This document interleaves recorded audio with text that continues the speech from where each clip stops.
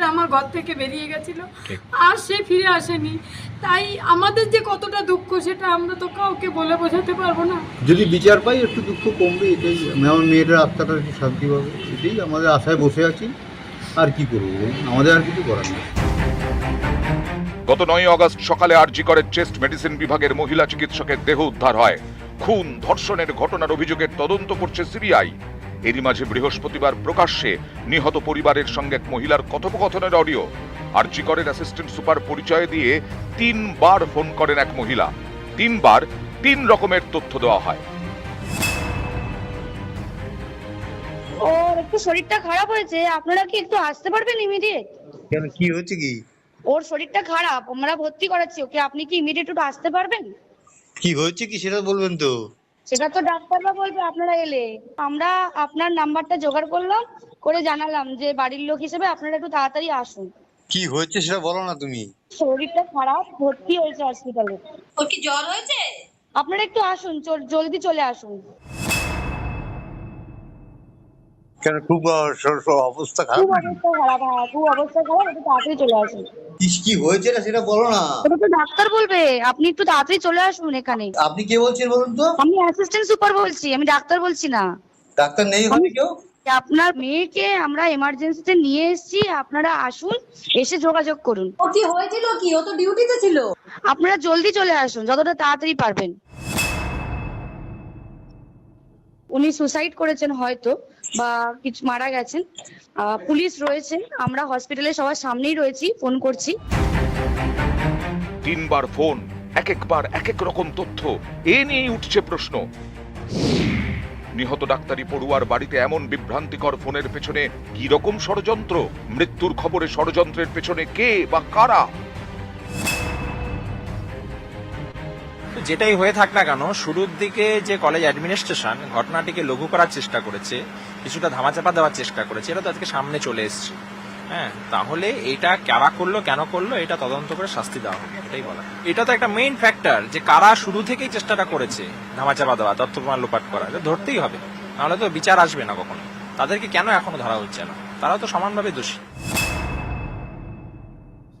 আমি আরজি কর বলছিলাম। হ্যাঁ, বলুন। আচ্ছা, আপনারা আসছেন তো? হ্যাঁ, একদম আসছি। কেমন আসুন। আছে শরীর? আপনারা আসুন, আসলে কথা হবে। আসুন, আরজি কর হসপিটালে আসুন, আমাদের এই চেস্ট ডিপার্টমেন্টের এইচওডি স্যারের কাছে আসুন। কয়েকটা অডিও ক্লিপও কিন্তু ভাইরাল হচ্ছে, যেখানে কিছু কথোপকথন আছে। তো আমরা আগে যা বলেছি এই অডিও ক্লিপগুলো কিন্তু সেটাকেই প্রমাণ করে দিচ্ছে। পুলিশ কল করে কখনোই বলেনি যে এটা সুইসাইড। গত 14 আগস্ট আরজি করের চেস্ট মেডিসিন বিভাগের প্রধান জানান, দেহ উদ্ধারের পর হাসপাতালের নন ডক্টর অ্যাসিস্ট্যান্ট সুপার নিহতের বাড়িতে ফোন করেন।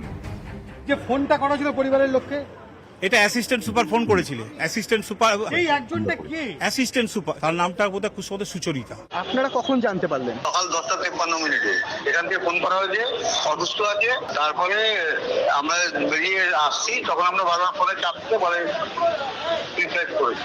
আমরা এখন বলেছি মুখ দিয়ে রক্ত বেরিয়ে গেছে। অ্যাসিস্ট্যান্ট সুপারই কি ফোন করে বিভ্রান্তিকর তথ্য দিয়েছিলেন? কিন্তু কেন? এর পেছনে কি রকম ষড়যন্ত্র? কে বা কারা রয়েছেন এর পেছনে? উত্তর খুঁজছেন তদন্তকারীরা। নিউজ 18 বাংলা। উত্তর খুঁজছেন তদন্তকারীরা। অরিন্দমদা, কি অসুবিধে হচ্ছে বলুন তো সিবিআই? আপনার কি মনে হয়? 17 দিন পার হয়ে গেল। একজন গেস্ট বললেন না, ওনার মতো আমিও এক সহমত। অয়ন বাবু, রাস্তাঘাটে না হাঁটা যায় না, সত্যি বলছি, হাঁটতে পারছি না। বাজারে যান, বাসে যান, টিভিতে চেনে। স্যার, আপনি তো পুলিশ অফিসার, কি হচ্ছে ব্যাপারটা বলুন তো? সত্যি লজ্জায় মাথাটা নত হয়ে যায়। এবার আপনাদের বলি যে দেখুন, সদ ইচ্ছা যদি হয়, ইনভেস্টিগেশনটা যদি সদ ইচ্ছা হয়, তাহলে এগুলো কোনো ব্যাপার। কারণ কি, আধুনিক প্রযুক্তি যেটা বেরিয়ে গেছে, এই যে ভার্সনটা দেখছেন আপনি, কল ডিটেলস ওনাকে ডেকে, আমি আপনাকে বলছি যে আমি যখন soon after this incident took place, আমি আরজি করা একটা টিভি চ্যানেল থেকে গিয়েছিলাম। অয়নবাবু, বিশ্বাস করুন যে সেইখানে ডাক্তাররা, 4টে ডাক্তার যেভাবে আমার কাছে কেঁদে বলছিল যে যখন ওরা অ্যানাউন্সমেন্ট করে যে এটা আনন্যাচারাল ডেথ, তারা যখন জোর করে ঢুকে গিয়ে দেখছে multiple injury, lower portion bleeding এ ভরে গেছে, তখন ওরা চিৎকার চেঁচামেচি করছে যে এটা কখনো বিউটি কেস হতে পারে না। তারপরে দেখুন মোবাইল থেকে এসে আপনারা সমস্ত দিক থেকে জোরে। আমার প্রশ্ন হচ্ছে, সদিচ্ছেটা কি? আপনি আজকে যে কলটা এই ভদ্রমহিলাকে ডেকে যদি কল লিস্ট থেকে বের করে যদি ভয়েস টেস্টে দেয়, বেরিয়ে যায়।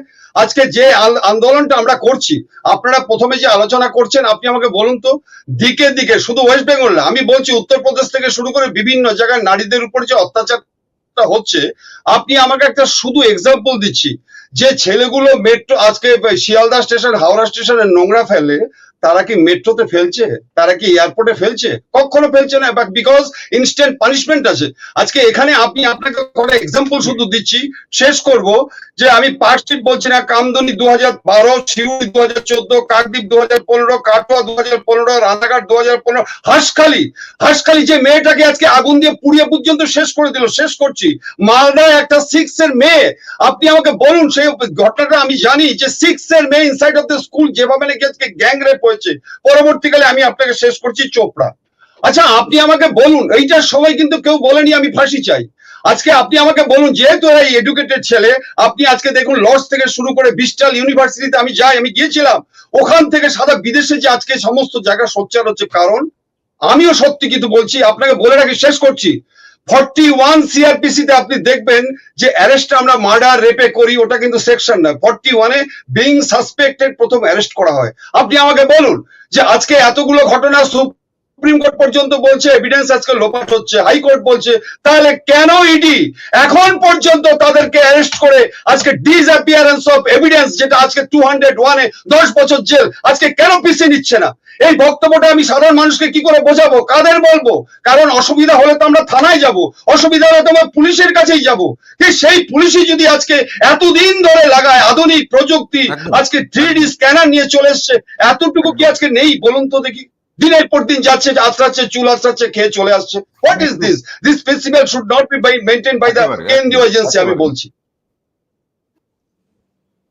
একেবারে মোকসার কাছে আসবো। মোকসা, তুমি সবে 2-3 বছর হলো টলিউড, যেটা টলি পাড়া, মানে আমাদের টালিগঞ্জ নয়, বলা হয় তেলুগু, তামিল এবং মালায়ালি, এই ফিল্ম ইন্ডাস্ট্রিতে তুমি একটা ভালো জায়গা করে নিতে পেরেছো। সেইগুলো ছেড়ে তুমি আজকে রাস্তায় রাস্তায় কেন ঘুরে বেড়াচ্ছ কলকাতার?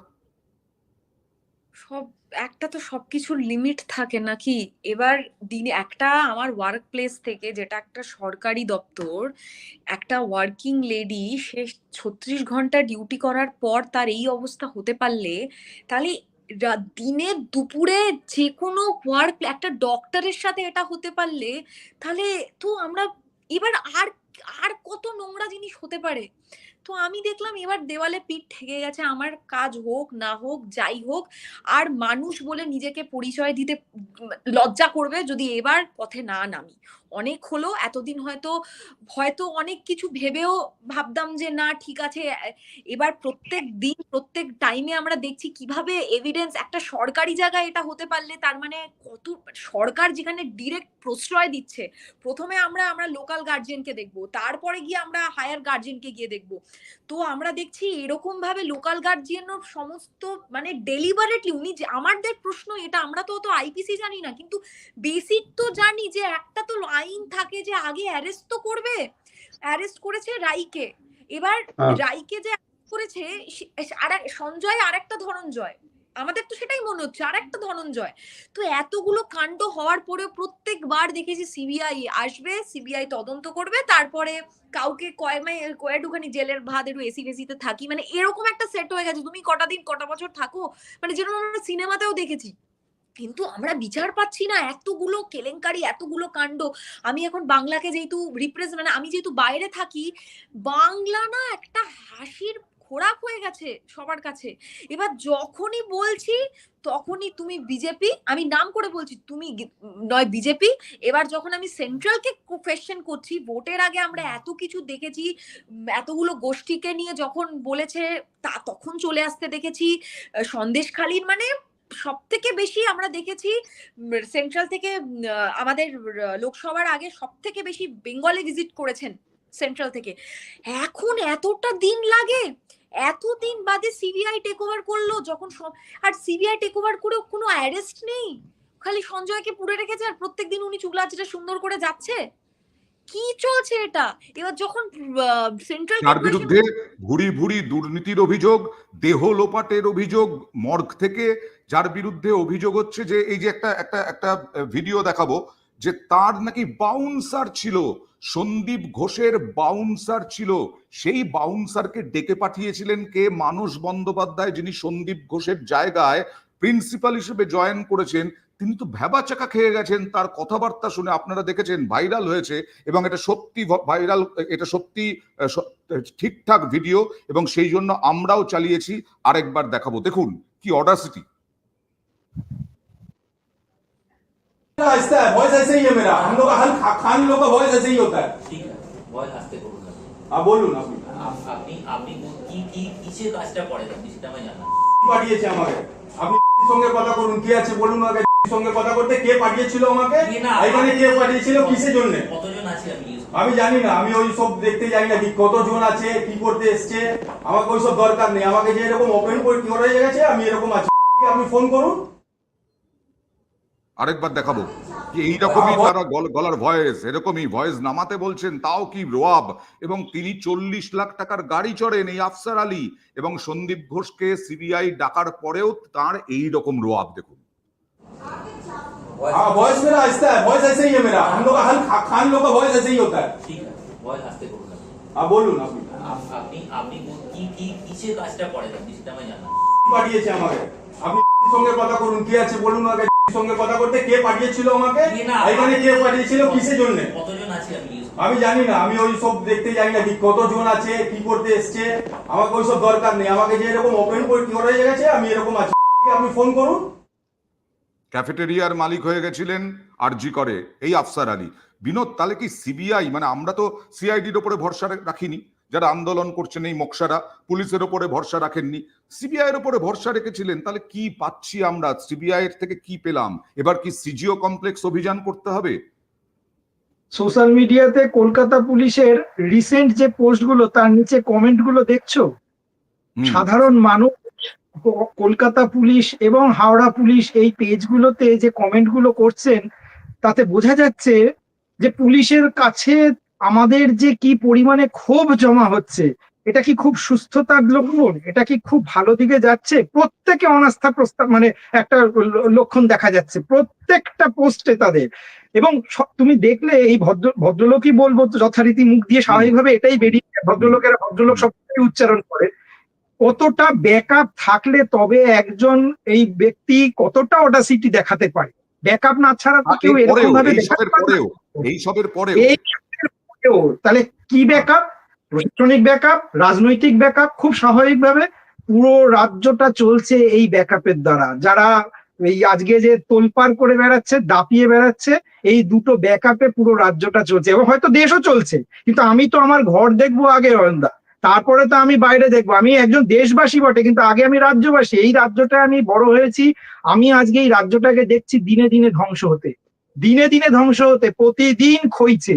এবং আজ আর মাত্র 1.5 মাস বাকি আমাদের পুজোর। প্রত্যেকটা নাগরিকের মুখ মলিন। কেন? এটা আমরা ডিজার্ভ করি একজন রাজ্যবাসী হিসেবে? আমরা কি এটা ডিজার্ভ করি?